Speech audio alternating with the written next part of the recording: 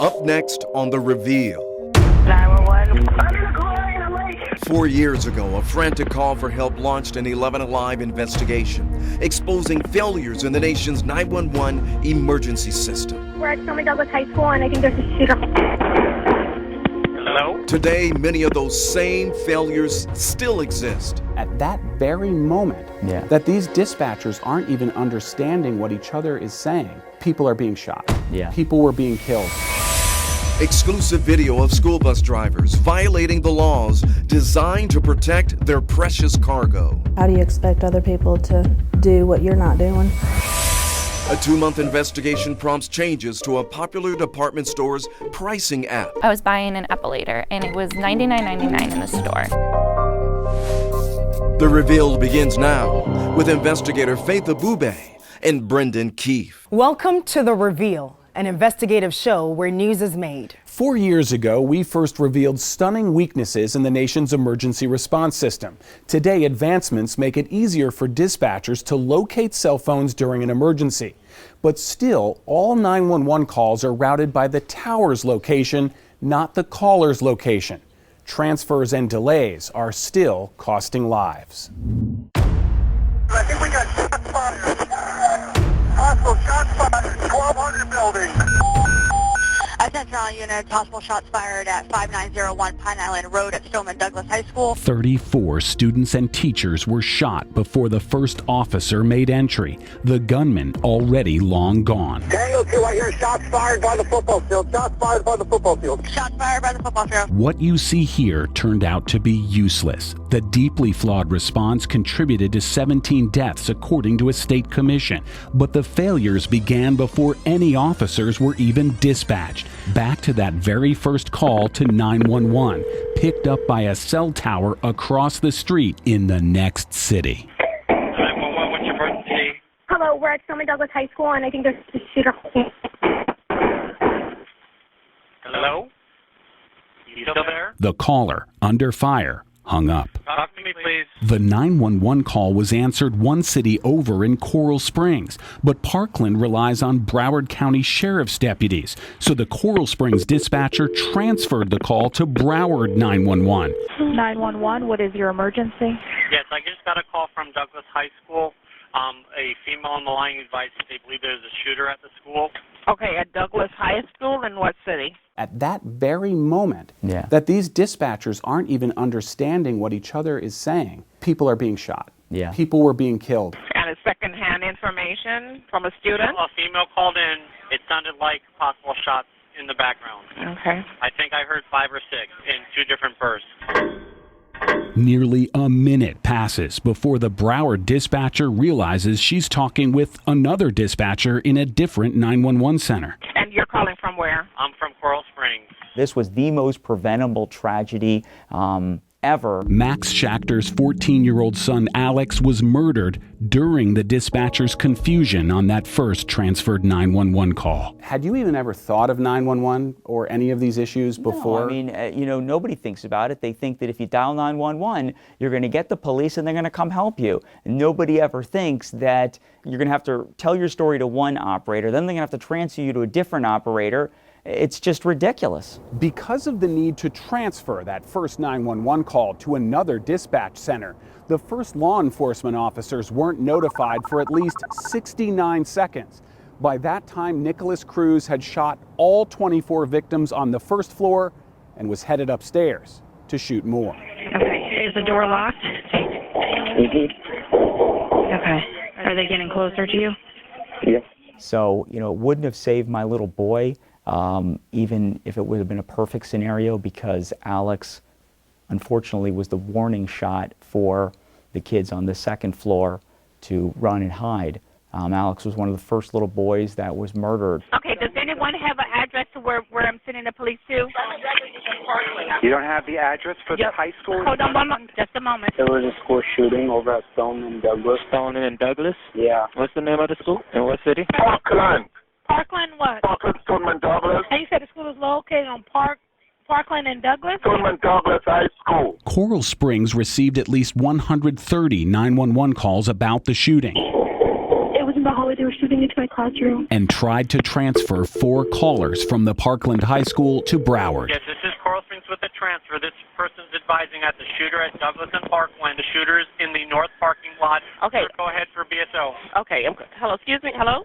Hello. This failed transfer would have alerted police to the shooter getting away. Where's the location you say the shooter is located at? He said the student parking lot on the north side of the school. Okay. What school? I'm not sure what you're referring to. Only one of the 4 transferred callers was still on the line by the time the second 911 center picked up. Did he have a description of the subject or anything? I did not get the description before I transferred him. He hung up. He hung up the phone. Okay. Every single 911 call from inside Marjorie Stoneman Douglas High School went to the neighboring city by design. Parkland chose to route all its cellular 911 calls to Coral Springs on purpose because Parkland contracts with Coral Springs for fire and ambulance, but not police. If you dial 911 on that phone right now, sitting here in the Parkland Library, where is that call going to go? It's going to go to Coral Springs. And Coral Springs still can't send you police. They have to basically call somebody else. So as soon as this problem was identified, I've been trying to fix this problem. If there's another mass casualty incident tomorrow, we are still going to have to transfer these calls, and people are going to die because of it. The GPS is showing it was just sitting at the tower. The closest tower to Marjorie Stoneman Douglas High School for a cell phone is in Coral Springs. It's across the border. Even without this decision, the natural way that calls are routed, they would have gone to the wrong 911 center anyway. A national public safety crisis we first revealed 4 years ago, 3 full years before the Parkland shooting. And even 11 months after 17 people died, including my little boy, we still don't have those things fixed. And I don't want any family to have to go through the pain and anguish that I go through every day.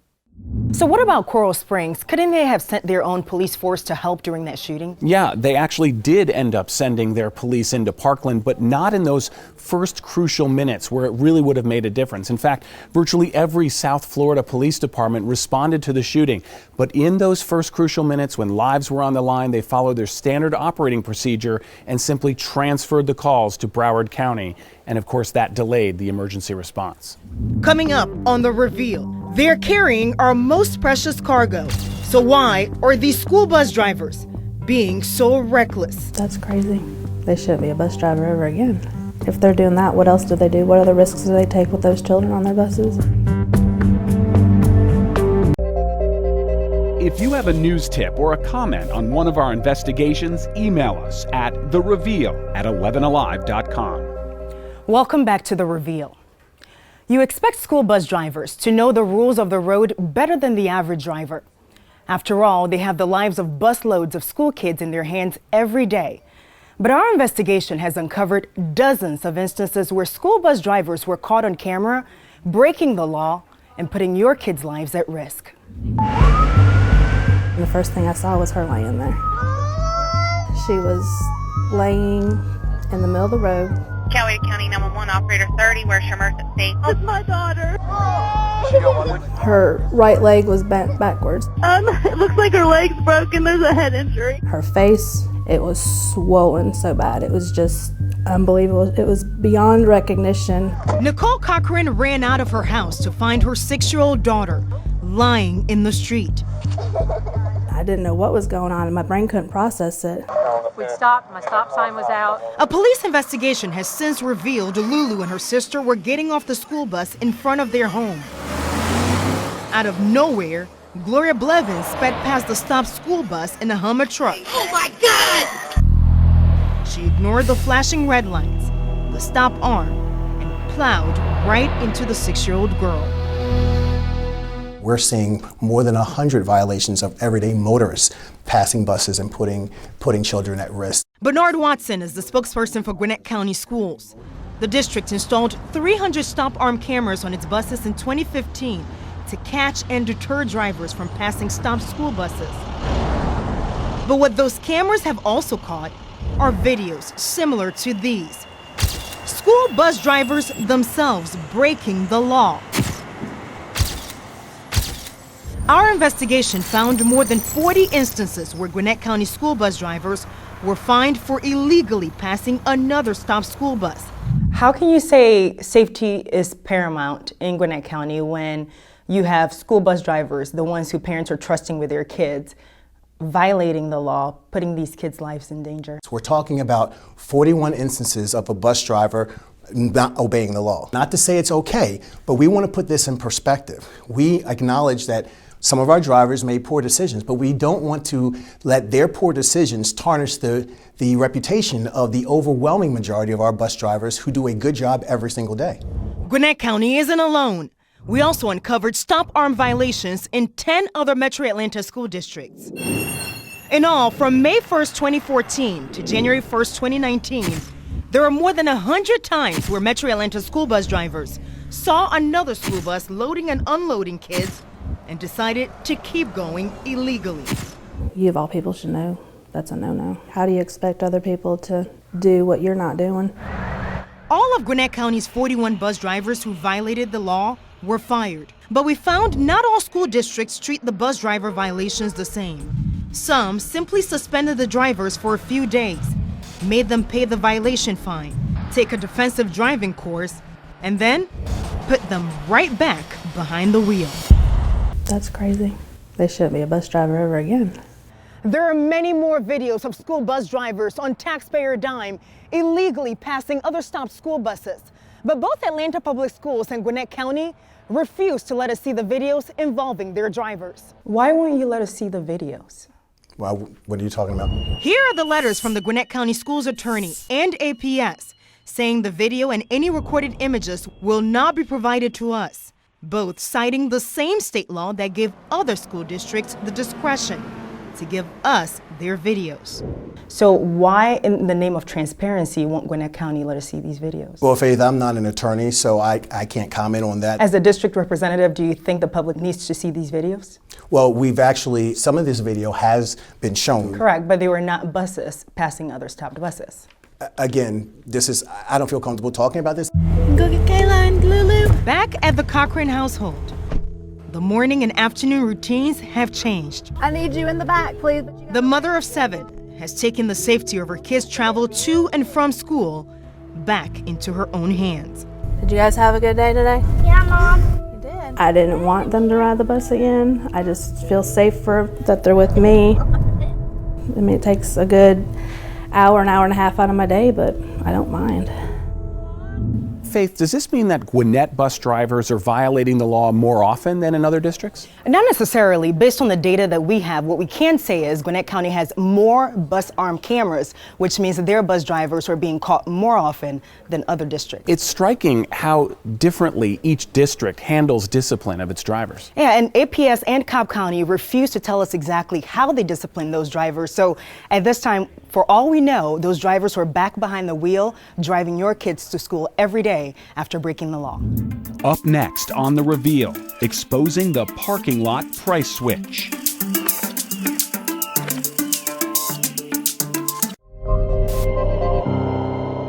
When you use a store's shopping app, you think that's where you're going to get the best deals. But what if you're not always getting the lowest price with those apps? A 2-month investigation by our sister station in Minneapolis found Target's app changes the prices on certain items depending on whether you're in the store or outside.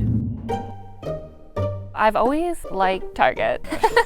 Miranda Arts is an avid Target shopper. I was buying an epilator and it was $99.99 in the store. So I bought it. But when she walked out to her car, she noticed something strange. And I noticed my app was still open and it was still on that product. And when I got to my car, I noticed it said $69.99. I was a little confused. I thought maybe I misread it in the store or something. So she got out of the car and went back inside the store. And by the time I got to the front of the line with customer service, the app had gone back to $99.99. Huh. Okay. So I went back out to my car and again it went to $69.99. So I took a screenshot this time and brought it back in and got a price match. We had to see for ourselves if we could recreate Miranda's experience. So we made a list of 10 random items, from vacuums to toys to bottled water. And here are the prices we were given on the Target app before going to the store. Once inside, this happened. 4 out of the 10 items on the list jumped up in price on the app.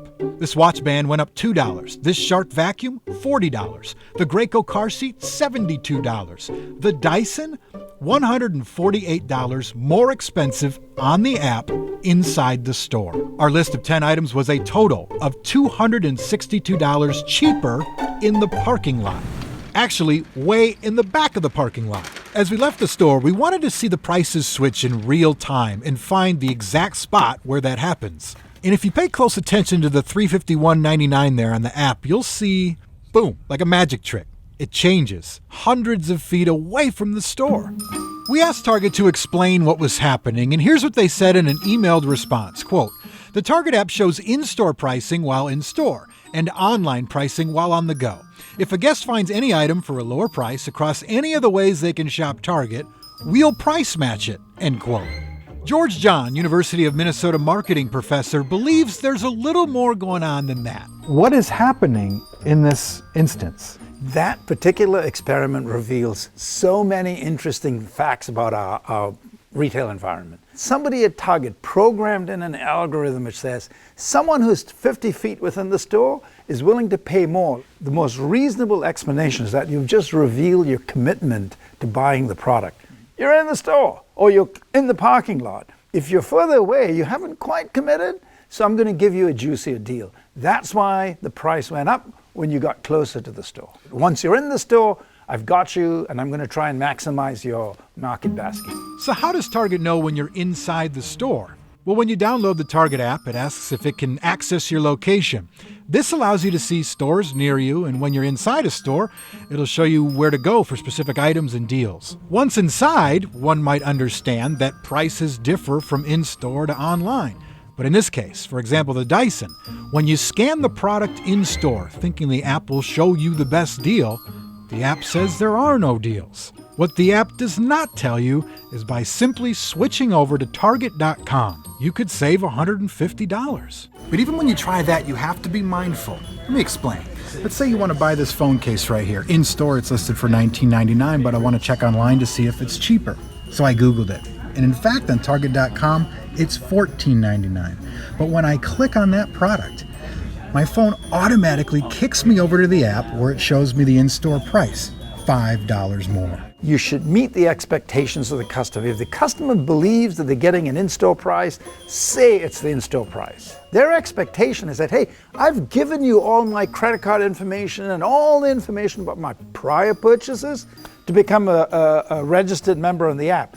What are you doing for me? Lower prices. That just got lost in the shuffle there. Does it change your opinion about Target at all? I mean, I still really like Target, so I'm always gonna like Target. As you might imagine, there's been a big reaction since this investigation first aired. Chris Haramsky joins us now with a follow-up. Wednesday night, the company changed its app. The retailer sent a statement to KARE 11 saying in part, quote, "We've made a number of changes within our app to make it easier to understand pricing," end quote. That means every single product on the app now says either online or in-store next to the price. Also, Target's price matching policy is linked to every page. Target says prices will still change on the app when you walk into a store, but now you'll know which ones you're looking at. Now, despite the update, you still need to do your homework, because Target's not going to tell you which prices are cheaper, online versus in-store. That said, I recommend turning off your app's location services. This way, you'll always see the online prices, regardless of where you're standing. For The Reveal, I'm Chris Haramsky. If you have a news tip or a comment on one of our investigations, email us at thereveal@11alive.com. Next week on The Reveal, we investigate a major hospital system's electronic medical record system potentially putting patients' lives at risk. The alleged problem, critical blood tests that could go unchecked because of flaw in this system. A pending lawsuit claims it happened to this grandfather. You go to the doctor when you're sick and you get answers, you hope. And this time we didn't get any answers. We just kept getting sent back home. I think of this as a plane crash. Everything that could go wrong went wrong. That's next week on The Reveal. You've been watching The Reveal, a show dedicated to impact investigations. And we'll see you next week for The Reveal, a show where news is made.